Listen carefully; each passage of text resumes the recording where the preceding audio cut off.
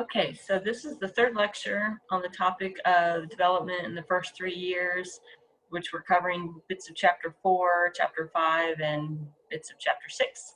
We left off talking about motor development and some of the dynamic systems theory of motor development. Now I would like to pick up where we've actually shifted gears. We've actually moved now into chapter 5 and what we mean by cognitive development. Now remember, cognitive development is the process of how we learn to think. And just to be completely transparent, I find this kind of research to be really abstract. And these are some really creative researchers coming up with ways to measure how people can think, right? How people think. So your beginning of your chapter introduces all the theories again, which we've covered back in chapter 1. Then there's a brief discussion about memory. I chose not to make a slide about memory, but something to keep in mind is that really all learning is it's about memory. There's different kinds of memory. There's memory about how to do things, procedural memory. There's memory that you don't know you know, which is like implicit memory. Or you're not consciously aware that you know. There's explicit memory, which is things that you do know you know. There's autobiographical memory. That means memory of things that have happened to you. And then, yes, I think those are autobiographical, implicit, explicit, right, memory. And then there's also this notion, I don't think it's in your book, what's referred to as infantile amnesia. So early on, researchers believed that babies didn't remember anything up until the age of 3. The current argument is that's a bunch of hooey because you're learning stuff all the time. You've learned, you remember your mother's voice, you remember certain smells, you remember things you like to taste, you remember that that's your dog. So clearly babies have a lot of memory, but what they may not be having, what they may not have is referred to as their episodic memory, that they don't necessarily, they can't recall like, days of their lives necessarily, and nor do they have an understanding of the self, which is also briefly discussed in this chapter. So their memories are not really of them because they don't have this concept that somehow they are separate from everything else. So babies are forming memory, but they haven't developed some cognitive skills that allow them to have the same kinds of memories that you and I often think of as memories, right? So there's a brief little discussion in here about different kinds of assessment. I'm not going to get into that. If you go into maybe extension and you become a baby, you work with early child development or assessment, you'll get a lot of that sort of stuff. But I do want to talk briefly about Piaget's theory. Piaget's theory. Piaget is it's something that you learn about in other classes too, but his theory is what he called the sensory motor stages of development that we learn by kind of like dynamic systems theory, but the way that we learn or the way that our brain develops is dependent upon how we interact with the environment, right? So early on, so as a child has motor skills that they can master, then they learn to think differently. So you've got the early stages where a kid, sticks his thumb in his mouth and he sucks his thumb. He learns everything through his mouth. And then you have stage 2, where maybe a baby grasps something, but it's not necessarily intentional. But if he gets a hold of mama's hair, he'll put it in his mouth, right? So he's learned, or she's learned something about her motor skills, but she doesn't yet have a mastery of her motor skills, right? It's all just kind of by hand. That's kind of why, when babies pull your hair, you can't get mad at them because they didn't, they may not even admit to grab a hold. Then you have the third stage, which is where they intentionally grab things to suck. They may grab their I don't know, their binky or something, right? But they know that, and it's an intentional what they're doing. Then you move to your fourth stage, which means they anticipate an outcome. There's evidence that they consciously are aware that this behavior will cause some sort of outcome. And we'll talk just a second about what we mean by object permanence. And then we move into some more more abstract sort of notions, right? That you get to the next stage and they know that if they do this, they'll get this outcome. If they do that, they'll get a different outcome. And then you move into the level state, sub-state 6, they call it, and we begin to what's it referred to? It's this idea that we can create abstract ideas in our head, right? So what's referred to as mental preparation, mental representation, or deferred imagination.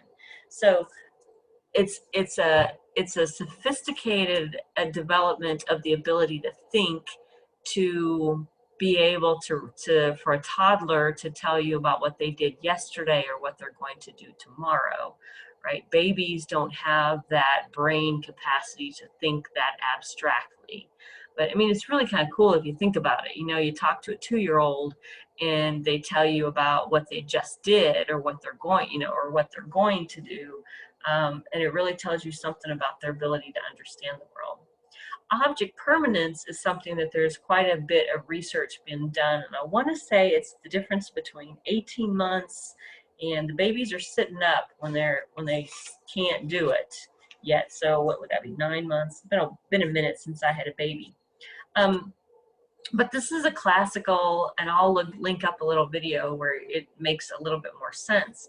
But object permanence is a phenomena or is an understanding that if I can't see something, it's still there.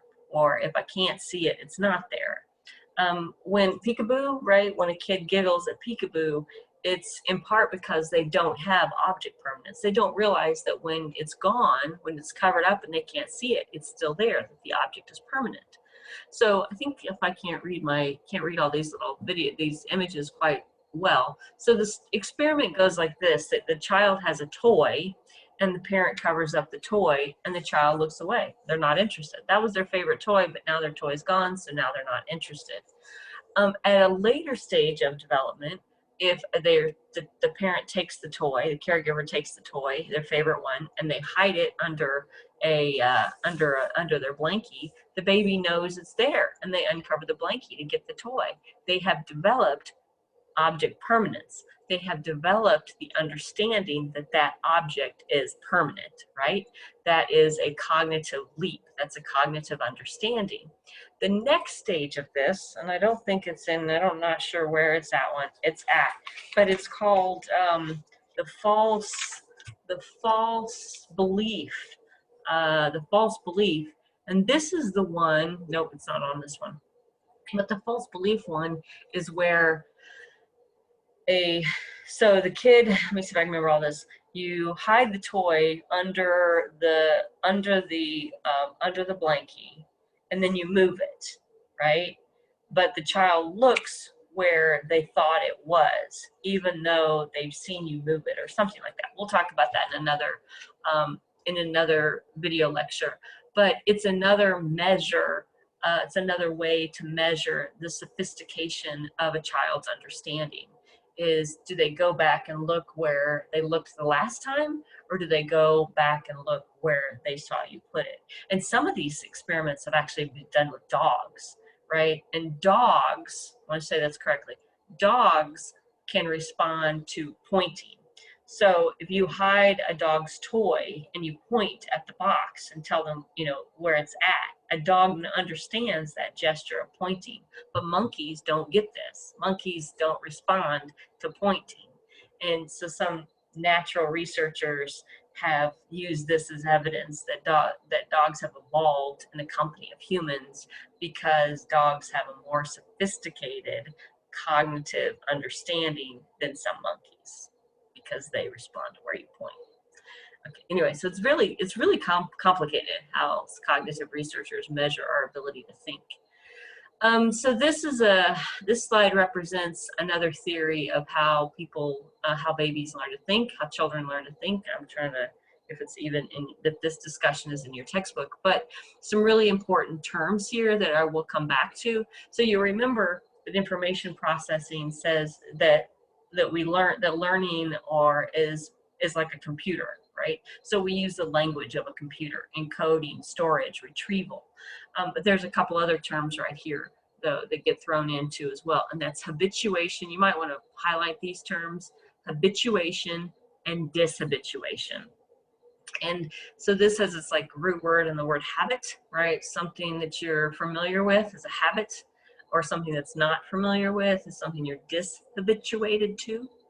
And these concepts get wrapped up into another research method or another research phenomenon called visual preference. And the idea is that babies who may be nonverbal and can't communicate with you, can't talk to you, do communicate what they find interesting or unusual or novel by looking at it, right? This is their visual preference. The longer they look at something, according to researchers, it's an indication that the more they like something, or the more unusual it is, or the more new it is. But when that's no longer new or no longer interesting, now they have habituated to it. And so they're used to it and they look away, as opposed to being dishabituated, which means it's not normal, right? So they use this phenomena to measure what children or babies find unusual or interesting. They measure how long they look at something, and from that they conclude that that's either unusual, novel, or their preference. And then there's this experiment that measures, okay, that's actually referenced in here somewhere. Oh, look, there's the discussion of object permanence, habituation, dishabituation, visual preference, all of these. But there's a research project over on page 141, and it's called, I think it's called the tall carrot event. And so you have these two setups, right? And it's this short carrot, and it goes behind a board and you can't see it. Well, that would be expected. And then you have a short carrot. Well, I'll let you sort of look at that. But what happens is that the children are able to puzzle out that the tall carrot, they should be able to see the tall carrot, but they can't. So that is a violation of what they expect, a violation of expectations. So you have the tall carrot goes behind the short placard, goes behind the short, the short screen, and they should be able to see the tall carrot, but they don't. And that's not what they expected. That violates their expectations. So they stare at it longer. And that's how researchers conclude that children have an understanding, have a cognitive understanding of expectations or unlikely events, right? The unlikely event. There's a whole bunch of these out on YouTube. You can sort of Google them. But another one or another experiment is the disappearing doll trick.